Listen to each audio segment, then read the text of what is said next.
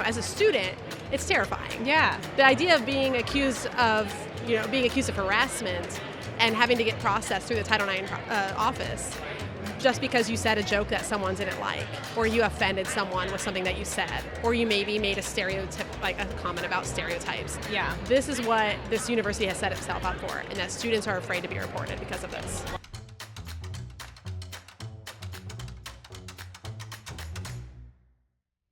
So free speech is under attack on college campuses. And so today I am so excited, Cherise, that you are here with us. Cherise Trump is the executive director of Speech First, as well as the host of the Well Said podcast.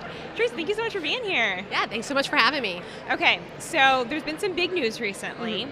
Speech First has actually filed a lawsuit against the University of Houston on a matter of free speech. The University of Houston passed a policy that you all looked at and said, wait a second, this violates First Amendment right of free speech. Tell me what exactly is going on here, and why did Speech First want to get involved? Yeah, just to give some background, we're a membership organization that litigates on behalf of our members against universities that violate our student members' free speech rights. Yeah. So in saying that, our members brought this policy to our attention. It's been active on the campus for a while. We don't know how long, but I can tell you, when you read it, it's pretty appalling. It flies directly in the face of the First Amendment. It is under their harassment Title IX policy actually on the campus. And what's interesting is a lot of universities do this. They'll put speech restrictions or speech codes on their harassment policies specifically so that they can curtail whatever speech and control it on campus, but they get the disciplinary arm that comes along with the harassment policy, so they can actually enforce whatever they want to do with speech, which is as a student, it's terrifying. Yeah. The idea of being accused of harassment and having to get processed through the Title IX office just because you said a joke that someone didn't like, or you offended someone with something that you said, or you maybe made a stereotype, like a comment about stereotypes. Yeah. This is what this university has set itself up for, and that students are afraid to be reported because of this. Wow. So give us an example. Like what would be a potential violation of this policy? The fascinating thing is, the University of Houston is actually pretty transparent on their website. They actually give examples of what they consider to be, which is why we found it so appalling, because they gave examples of denigrating jokes, of stereotyping, microaggressions against protected class, and they merge it with a lot of this diversity, equity, inclusion language that you see oftentimes on university campuses these days. And so what ends up happening is the students think that this is something they can't escape. And we've seen our past cases have covered a lot of issues under bias response teams. Those are anonymous reporting systems where students can actually report on one another for speech against each other, and or something they see on social media. Houston actually doesn't have a bias response team, but their harassment policy essentially does the same thing, where students are afraid that they're going to be reported for having any kind of mainstream opinion. They can have an opinion that someone might just find offensive enough to report them to the harassment office. And a lot of this sounds like it's probably up for interpretation, because something that I might find offensive, you might not, right? Absolutely. And this is honestly why the Supreme Court has upheld that hate speech is actually protected speech under the First Amendment. It's not that we encourage hate speech or anything like that, or encourage harassment. We just think that the policies that are going to be on these campuses can't violate the First Amendment rights, because like you said, it's very subjective, right? When you use these terms that upset people, offensive or hate, that's all in the eye of the beholder.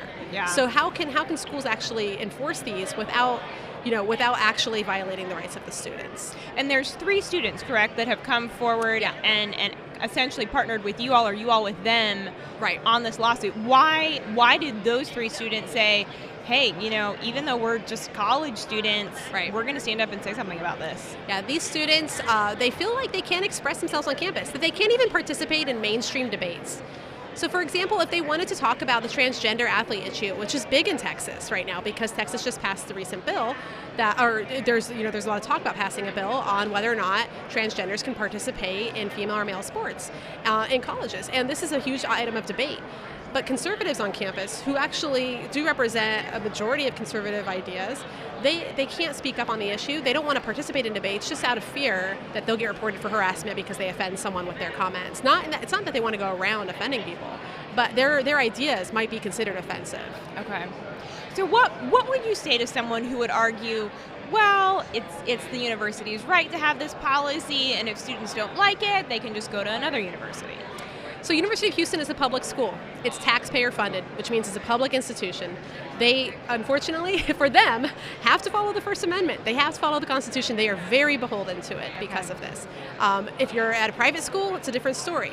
There's not as much of a legal avenue at private universities. Yeah. And that's why, at Speech First, we do talk to donors and alumni of the private universities to let them know how appalling some of these policies are on their campuses that they give to, because there's not a whole lot of we can do legally, for the students on those campuses.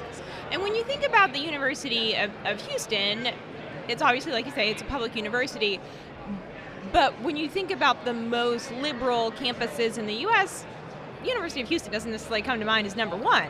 Are there a lot of other college campuses that have policies like these? Yeah, it was pretty shocking to see something like this in Texas, because you would assume that Texas, it's a red state, it's Love not freedom. going. Yeah, exactly. Freedom of speech would be a big deal in Texas, but it's actually pretty widespread. We've known over the years, for decades, right, that universities in general tend to lean left. They tend to go a little more progressive just by the nature of the institution and the academy and the types of students it attracts. And that's something that I think conservatives on campus have dealt with for a really long time in a really mature manner for both sides. They've been able to have open discourse and debate for years. They've been able to, debate with their professors in class without being afraid. But now there's all of these policies, and it's very widespread. A lot of these policies have come into play where they're either under harassment policies, or they're under bias response team policies, or they're computer network restrictions on what they can send via email. And this is something that students are becoming much more aware of. They can actually meet real disciplinary action on their universities for just saying something that might offend someone. And this is why I think it's so important to recognize how widespread this is and how insidious it is, because it is hidden in the fine print of a lot of these policies. And I always encourage students, read the student handbooks, do your research on a school before you apply to go there and agree to give them hundreds of thousands of dollars. Yeah. Because this is a huge investment to live 4 years in fear. Yeah, and self-censorship. Really though. Yeah. What would be your advice to college students who know, oh yeah, my school has a policy like that, or who are thinking, I want to go to this school, but I don't know if I can handle the policies that they do have, and how do I stand up, and how do I defend freedom when I'm just trying to pass my English class. Exactly. No, it's a really unfortunate situation for them right now. I do feel bad for current students, because it's quite the uphill battle. Yeah. They have to have the courage to not go to some of the higher renowned schools like Ivy Leagues, because these are some of the worst offenders of free speech, and I think that's one piece of advice I'd give to students. Do your research, look into it, and then have the courage to say no to a more prestigious institution that might make your next 4 years miserable. And you might not actually learn anything. The other piece of advice I would do is universities always want you to feel like they control your environment and that they're in charge. You're an adult. You're autonomous now as a student. Keep that in mind. They are not your parents. You need to know the laws. You need to know your free speech rights. I can't tell you how many times I've talked to students who actually don't know what their free speech rights are, and that they wouldn't recognize compelled speech. They would, if the university said they had to say something, they wouldn't actually know or recognize that was against their constitutional rights. And this is something students, the onus is on you to know your rights, to know what is violation. Come to Speech First, tell us what's going on your campus.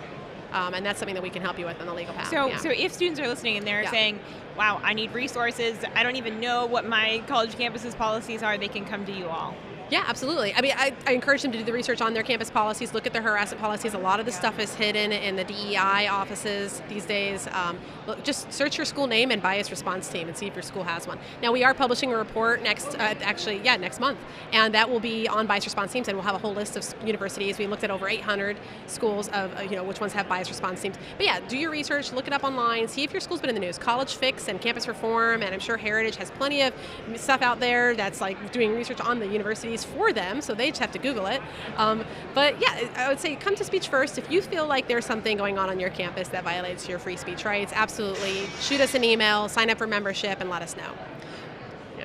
Big scale, thinking about the future of public universities, and really just universities in general, by and large, are they too far gone?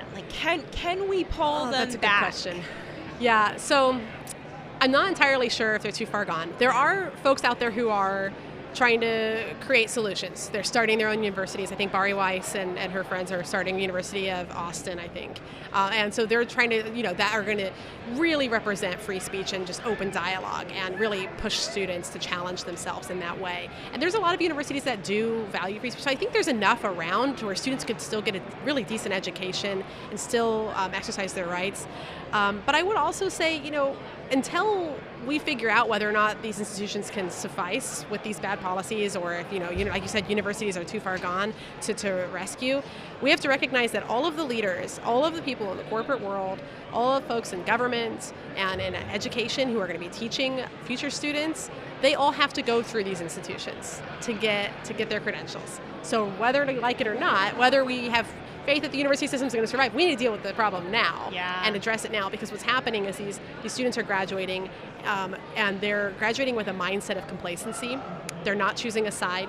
They're not standing up for their convictions. They'd actually just rather keep their head down for 4 years, get the degree, get it over with.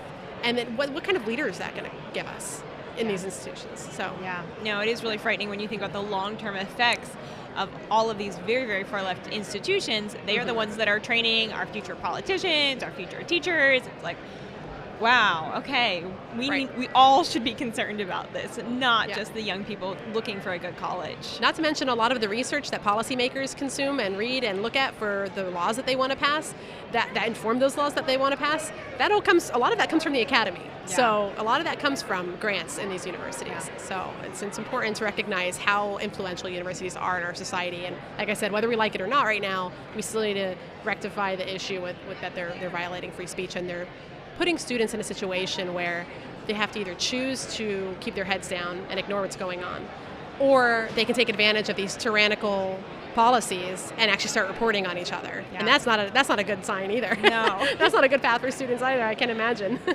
Well, Cherise, before we let you go, as a fellow podcaster, I can't let you go without letting you talk a little bit about your podcast, Well Said. Give us the pitch. Why should we listen? Thanks for that. Yeah, no. So Well Said is something that I wanted to do for a while, because I wanted to have people who actually not just study free speech or higher education, but who can tie that back to the American cultural issues that we're seeing today. So I interview anyone in the higher education field, policy field, advocacy field, sometimes students, sometimes professors, sometimes think tankers. I've interviewed a few folks at Heritage. They're awesome. So I will say that it's quite the widespread of people that we bring on, but the idea is to just show how the free speech issue is pervasive and how it's going through various fields and various institutions, and what that will look like in the future. And the goal is obviously to dig really deep into that. Yeah. So, and it comes out about twice a month. So fun. Yeah. All right, last question before we go. This is for our Problematic Women podcast audience. So there's a question that we love to ask guests on that show, and that is, do you consider yourself a feminist? Yes or no? Why or why not? I should have prepared for this. No right or wrong answer. Everyone has such a different answer to this question. I know the traditional argument in that, can we reclaim the feminist term, right? As conservative women, whether or not that's possible. It depends. So I guess to me, feminism means empowering women, and obviously what the way the feminist movement has chosen to empower women, I think actually does the exact opposite. So my answer to that is no, I'm not what we would currently define as a feminist. Yeah. I would be the opposite of a feminist. I hope that answers your question. I can come back with a more prepared one. That's you can have me on your perfect. problematic That is perfect. I love it. Cherise Trump, thank you so much. Everyone, be sure to check out the Well Said podcast, and as well as your website. Give us that website name. Speechfirst.org. Perfect. Real easy. Amazing. Thank you Thanks so much.